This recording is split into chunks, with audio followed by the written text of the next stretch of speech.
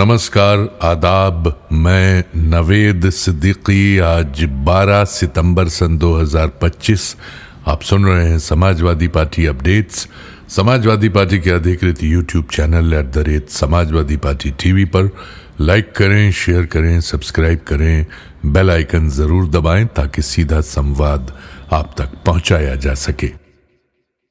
Samajwadi party के राज्य मुख्यालय लखनऊ स्थित डॉक्टर राम मनोहर लोहिया सभागार में आज बड़ी संख्या में आए सिखों का सम्मेलन जोश खरोश के साथ संपन्न हुआ।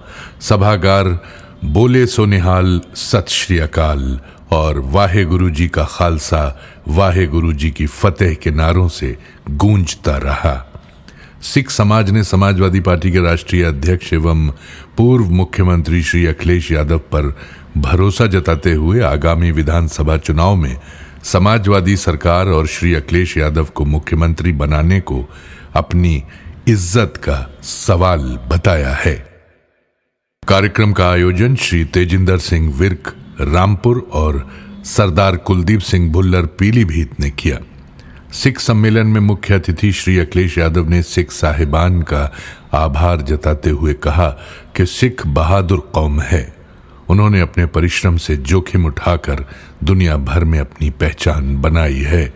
भारत की मिट्टी के लिए उनके बलिदान कभी भुलाए नहीं जा सकेंगे। कारोबार और कृषि के क्षेत्र में सिख समाज ने बहुत काम किए हैं।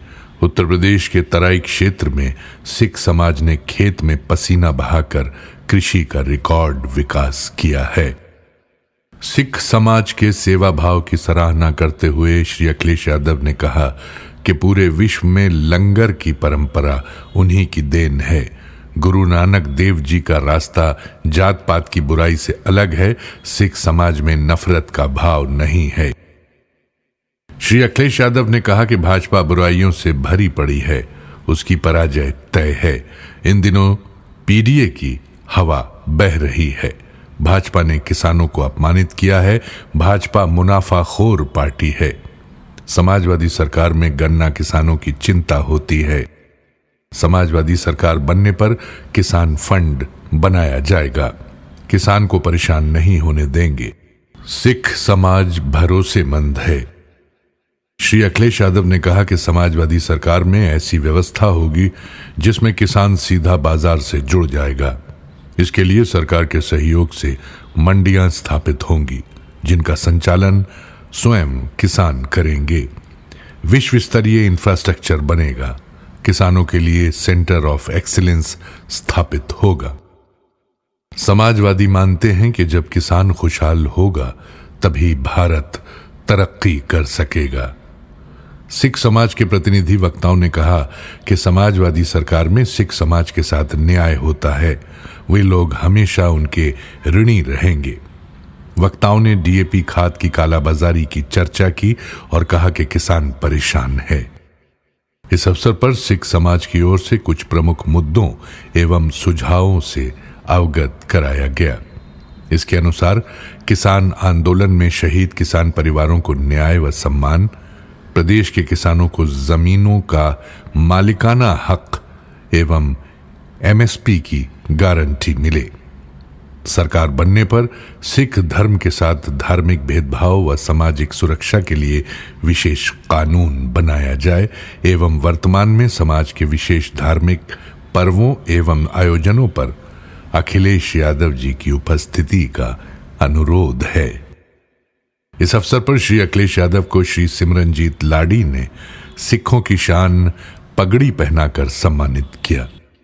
श्री अखिलेश यादव ने शॉल उड़ाकर सर्वश्री तेजिंदर सिंह बिर्क, दलजीत सिंह, लवप्रीत सिंह, रमन कश्यप साहब, सिंह दुबदल तथा नानकमता कमेटी के सर्वश्री निर्मल सिंह, गुरबाग सिंह आजाद, परविंदर सिंह तथा हरजिंदर सिंह को शॉल उड़ाकर सम्मानित किया। समाजवादी पार्टी के राज्य मुख्यालय लखनऊ में पत्रकारों से वार्ता करते हुए समाजवादी पार्टी के राष्ट्रीय अध्यक्ष श्री अखिलेश यादव ने कहा कि ये चुनाव आयोग की जिम्मेदारी है कि कहीं वोट चोरी ना हो, पारदर्शिता से मतदान हो। पूरा देश जानता है कि उत्तर प्रदेश में वोटरों को मतदान से रोका गया। अपनी जाति के चुनाव अधिकारी रखे गए। कुंदरकी और रामपुर के उपचुनाव में हुई शिकायतों पर कोई भी कार्रवाई नहीं हुई। कुंदरकी चुनाव में डीएम एसपी को क्या निर्देश नहीं थे कि गन पॉइंट पर वोट डलवाएं। अयोध्या में उपचुनाव में 5,000 लोग बाहर से लाए गए थे। ये वोटों की डकैती है। उन्होंने कहा कि चुनाव आयोग को भाजपा का जुगाड़ू आयोग नहीं बनना चाहिए। सुप्रीम कोर्ट के आदेश को चुनाव आयोग को पालन करना पड़ेगा। सही मतदाता सूची बने और निष्पक्ष वोटिंग हो। कोई मतदाता मतदान से वंचित न रहे। वोट की चोरी डकैती न हो। निर्वाचन आयोग इसे सुनिश्चित करे, अन्यथा हो सकता है कि जनता यहां भी सड़कों पर दिखाई दे। श्री अखिलेश यादव ने कहा कि भाजपा को महंगाई से लेना देना नहीं है। भाजपा मुनाफा अपनी जेब में रखती है। मुनाफे का बंटवारा किसानों में होना चाहिए। इन हालातों में तय है कि 2027 में भाजपा की सरकार नहीं बनेगी, समाजवादी पार्टी की ही सरकार बनेगी।